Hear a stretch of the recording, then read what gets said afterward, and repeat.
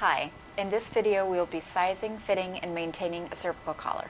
When patients initially present with a possible fracture of the cervical spine, typically an Aspen collar is ordered to stabilize the neck. In this video, we will be showing you how to properly fit an Aspen collar to a supine patient.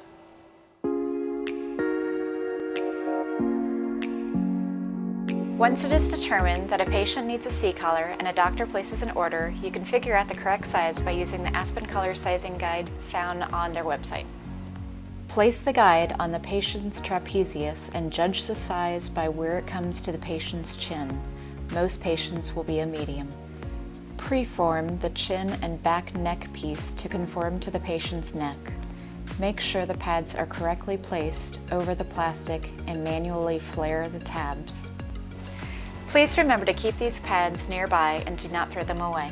Pads often get soiled and will need to be washed and dried, so having an extra set of pads is important. If they are lost or misplaced, you will have to reorder another collar for new pads. Take a quick neuromuscular check to ensure baseline.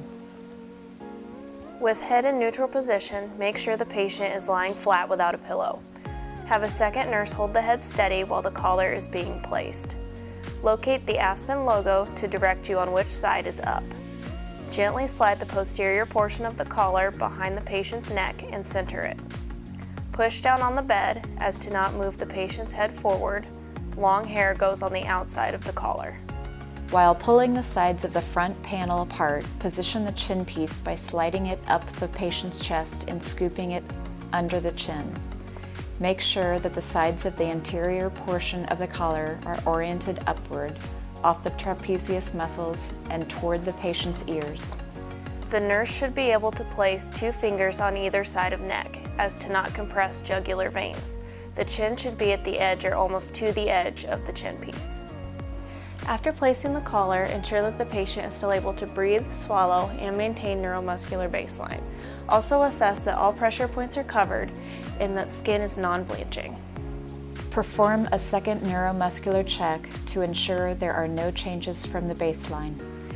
Be sure to educate the patient on their activity limitations according to the doctor's order. Here are some possible orders you may see on patients with a C-collar. For patients on full spinal precautions, make sure the head of the bed is flat or reverse Trendelenburg and the patient has on the C-collar at all times. Turning the patient in bed will require 2-person log rolling. Patients on C-spine without out-of-bed order can only have head of bed up to 30 degrees with the C-collar on at all times. Again, turning will require 2-person log rolling. Patients on C-spine precautions with an activity order are able to be out of bed as long as they have on a C-collar. Log rolling is not necessary. Take special consideration for those patients who are more prone to skin breakdown, and also assess the skin under the collar at every shift. In conclusion, proper application of the cervical collar requires accurate fitting, placement, and skin assessment to maximize patient outcomes.